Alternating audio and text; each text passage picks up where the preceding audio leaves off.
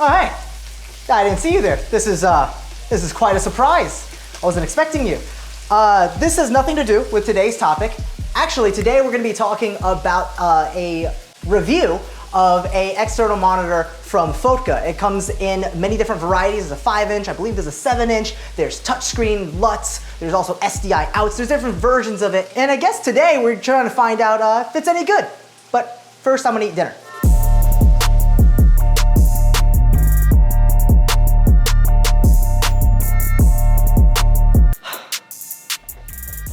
Hey, what is up guys? David Zhao here, and today we're looking at Fotga's A50 line of camera monitors. A little while back, Fotga reached out to me and asked if I'd be interested in reviewing their 5-inch monitors, and I said, I'll do it if you send me 2 copies so I can give 1 to my subscribers. They did. So if you want to win one of these monitors, make sure to stay till the end to find out how to enter the giveaway. Okay, so before we start the review, I need to preface that this monitor has 4 different models: the A50, A50T, A50TL, and A50TLS. The A50 has all of the base features we'll discuss today and is the cheapest out of the 4, coming in at $150. The A50T is their touchscreen model. The only difference is you get the option to use the touchscreen to navigate menus and pinch to zoom. This one comes in at $160. The A50TL, the one Fotga sent me 2 of, is touchscreen and has the ability to preview LUTs in the monitor. That means you can preview what your log footage would look like in a color-corrected Rec. 709 color space, as well as load in your own custom LUTs to give you a preview of what your final clip might look like after color grading. Finally, the A50TLS has the additional feature of all of the above. On top of that, they'll have SDI in and out. In case you need that connectivity, this is the version that you'll want. Okay, so build quality, the body.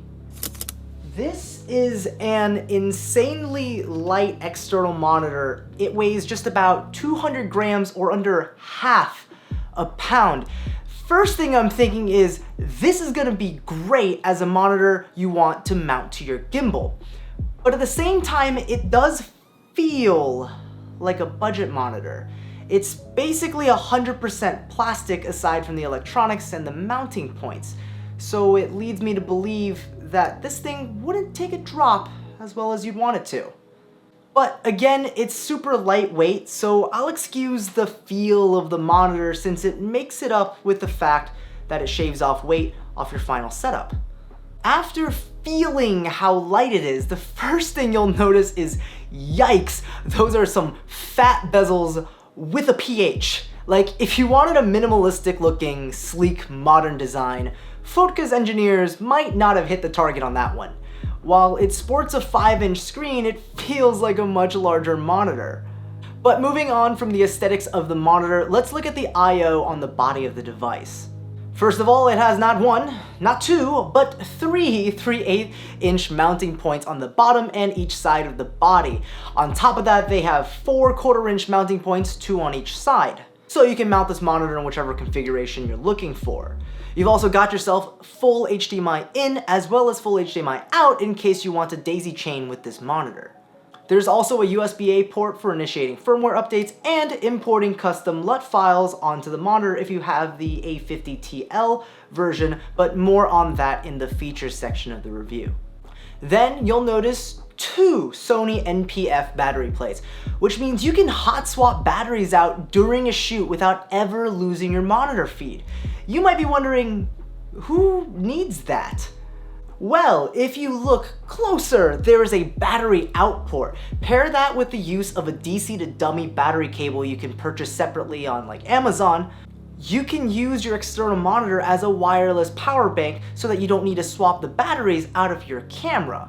For example, on the A6600, that means you could record indefinitely or until your camera overheats. But yeah, since it's hot swappable, you get unlimited power, as long as you've got enough NP-F batteries laying around.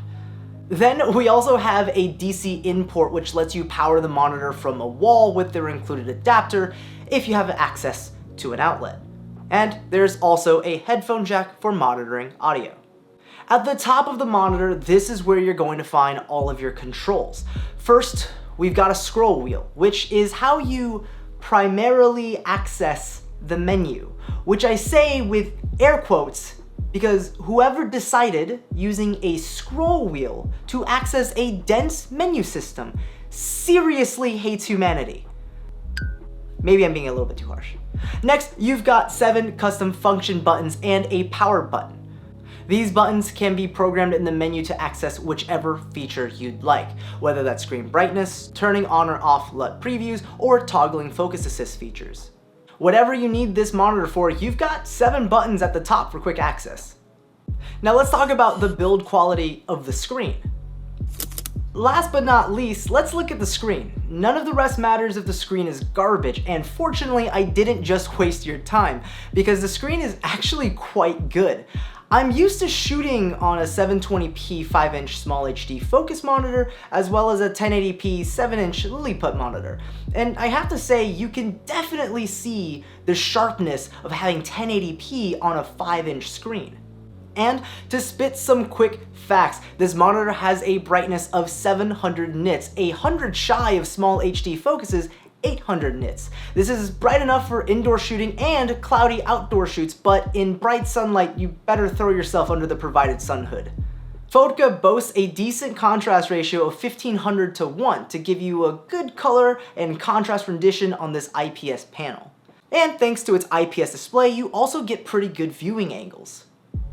For a $200 touchscreen monitor, I do like the ability to navigate the monitor's menus and functions with touch, as opposed to that godforsaken scroll.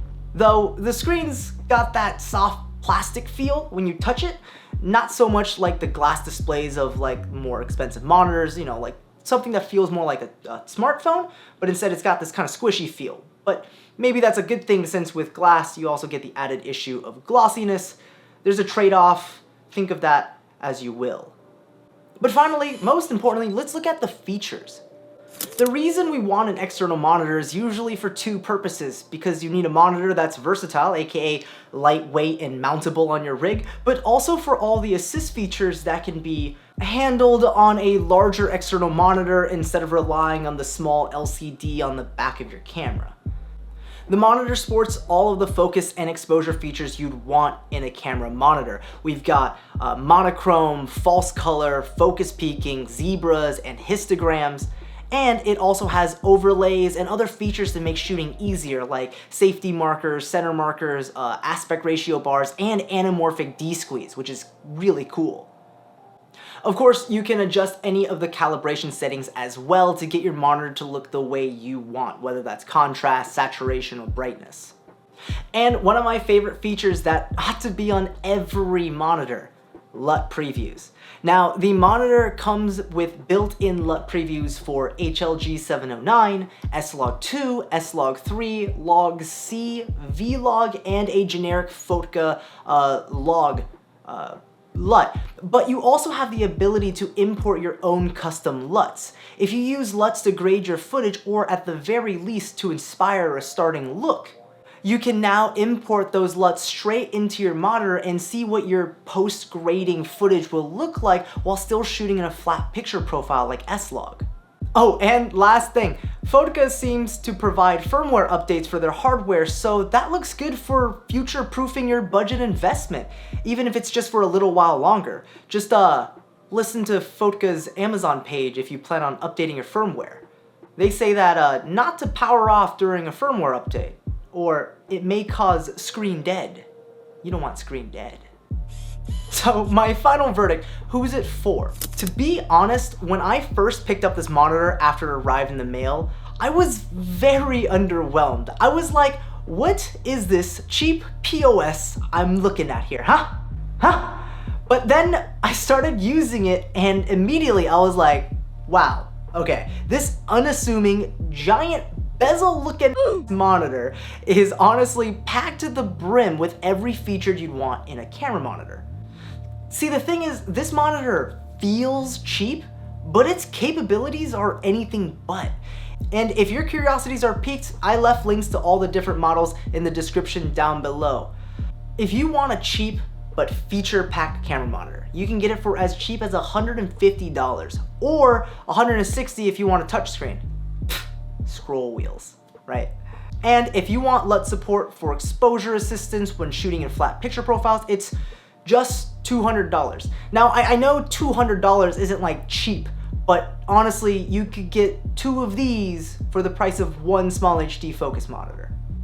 I dig it. I like the monitor. I give it my seal of approval.